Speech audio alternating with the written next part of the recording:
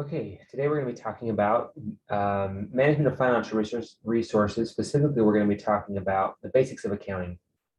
So in the class, we're now going to be shifting gears and talking more about the accounting side of finance and dietetics. So let's go ahead and get started.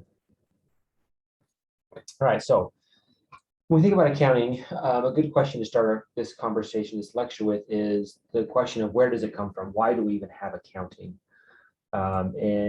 It really comes from historically, everybody used to live in their self-contained families, right? And everybody would live and they would provide everything that they needed for themselves. They would grow a garden, they would grow their own produce, they would hunt and fish and gather, and they would get everything that they needed for themselves. They made their own clothes, they made their own soap and built their own homes, and they did everything themselves. And eventually over time, people began to specialize. They began to realize that, hey, so-and-so down the street makes houses a lot better. His cabin's a lot nicer than mine. He made it a lot better than I did. And why don't I have this person make my cabin for me? So they began to specialize in things and realize that people were good at certain things or had resources that others didn't have to make certain things. And so they began to specialize in trade. And that's when the first forms of money developed, right? And people were trading and giving money to people for their services and for those specialties. Eventually, as time went on, people began to provide loans. They began to need money to be able to get things. And so they would provide credit or loans and to be paid back at a later time so they could get the goods that they needed. Then come along industrialization with lots of different industries and manufacturing and so forth. And then eventually uniform currency was developed so that everybody could pay the same thing rather than trading goats and chickens and eggs or whatever for something else. Everybody used the uniform currency. And then eventually financial statements were developed so that companies knew where their money was going, how much was coming in, how much was going out, and so forth. And so that's kind of where we get to the whole why we have accounting and checking the books and making sure we have enough money and where the money's going. So that's kind of the basic history of accounting. Let's talk now about some of the key aspects of accounting. 4 basic concepts or principles here to be understood are auditing, cost accounting, financial accounting, and managerial accounting. So we'll just talk about each one quickly here. Auditing is basically reviewing your accounting records to make sure that everything's fair. We usually hear about this today in negative terms, in terms of I submitted my taxes and I got audited. And that's a negative thing because basically the government looks at and scrupulously looks at your taxes that you submitted to see if you did them correctly. And so oftentimes when you're audited, they'll find mistakes and it'll cost you money. And so, but it's just making sure that everything's done fairly and it's reliable. Cost accounting is just simply determination and control of costs. So it's looking specifically at expenses and tracking expenses and determining and trying to control all of our expenses. Financial accounting, so when we get into, we report transactions for an organization. So we have a specific organization and all of their financial transactions are reported. And based off those financial transactions, we then prepare income statements and balance sheets, which we will go over more in our next lectures into the details. An income statement looking at simply our income, what money is coming in and what's going out, our basic expenses and incomes, and then the balance sheet, which looks more at a more holistic look at our overall net worth, looking at assets and liabilities and profit. Lastly, managerial accounting. This is accounting that just helps us in our daily operations and planning, helps us to identify costs of alternative actions. So the use of accounting to make managerial decisions is managerial accounting. All right, there are several different groups of people who will use financial statements. Okay, we've got owners, boards of directors, managers, creditors, employees. Oh, let's go back. Government agencies, financial analysts, all have a need to see the financial statements or want to know what's going on in the organization. Let's just talk for a minute quickly about why these different groups of people would need to use the financial statements. Owners, they want to know the state of their investment. Right? They want to know, if I have invested in this company, how's the company doing? Are they making money? What is their income? What is their they're expensive. What are their assets and how much debt do they hold? They want to know how their investment is doing. Board of directors of a company obviously would look at the effectiveness of managers supervising daily operations, right? How are my managers doing? How are my daily operations going? What money is coming in?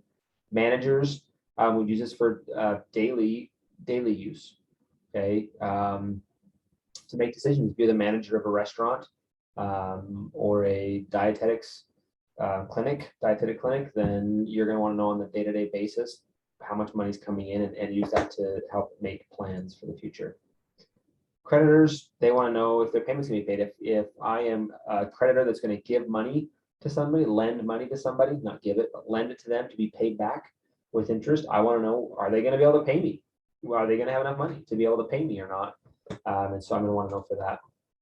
Employees want to know that if I'm the employee of the company, I want to know, are they going to be able to pay my wages? Does this company, in the way that they're managing their finances, are they going to be able to pay me my wages and benefits? How are they performing as a company? I don't want to work for a company that looks like it's going to go bankrupt and I'm not going to get my pay. Government agencies, they want to know taxes and regulation. They want to know what you're making so they can tax you and get their little piece of the pie, as well as to develop regulations. Financial analysts use it for lots of different reasons for their personal use. They'll analyze financial statements to determine success of a company, to compare different companies, and for all different types of reasons. So those are kind of the people who might be interested in the financial statement. As we get into financial statements and look at basic accounting principles, it's important to understand a few what we call basic accounting principles. So these are principles that a lot of our accounting is based off of, in terms of these are assumptions that we will make as we are looking at financial statements and as we're doing accounting, business entity concept, fundamental equation, and so forth. So let's just take a quick look at each one of these. So the business entity concept is the concept that a business enterprise is separate from those who supply the assets.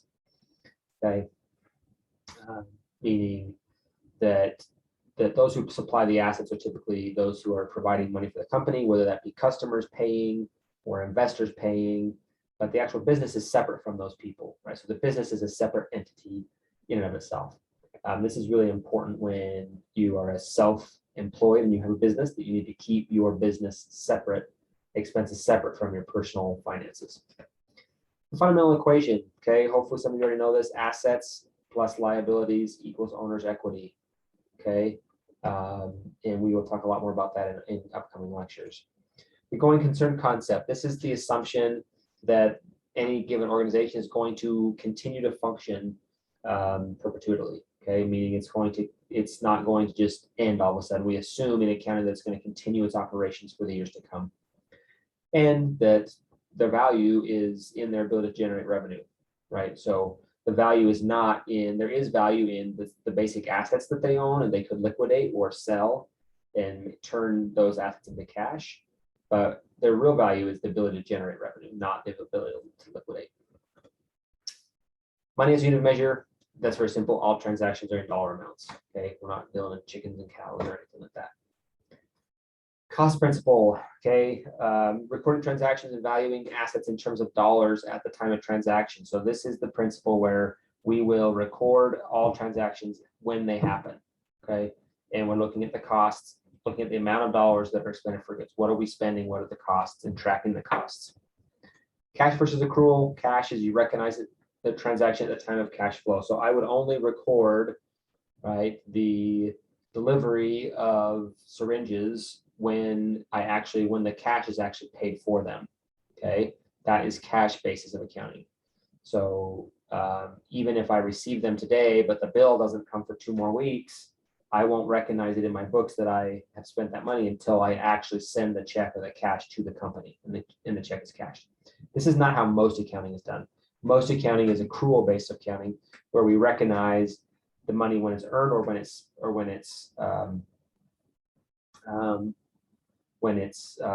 what's the word I'm looking for? Not when it's actually spent, but when it's promised to be spent. So in other words, with the syringe example, on accrual basis of accounting, I would count it as soon as I receive those, even though they're not being paid for yet, I put in the books that X number of dollars worth of syringes came in, and the money went and it is going to be spent, even though it's not actually spent yet. We'll talk more about those in the future. Matching revenues and expenses. Okay, revenues and expenses should match. Okay, we have to combine that or put them together. And then depreciation.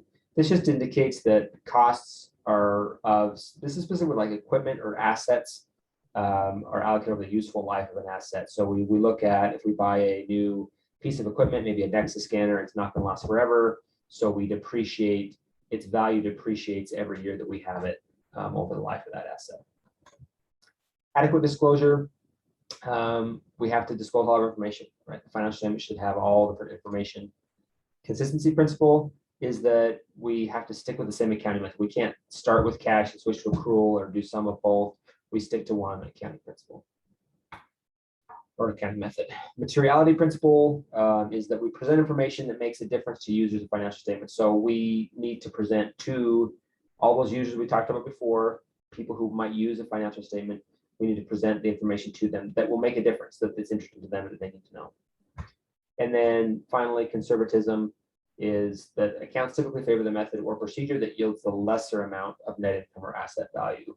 And so there are different, and we'll talk more about this throughout these upcoming lectures, but this is looking at the fact that typically we want to lean towards, sometimes depending on how the way we look at the books or how we record transactions, it could be more or less favorable. So we always want to be conservative and choose the method that shows the least amount of net income or asset value when doing accounting. So those are the basics of accounting. Okay, that's just to kind of get you warmed up and ready for the upcoming discussions on financial statements and so forth. If you have any questions, let me know.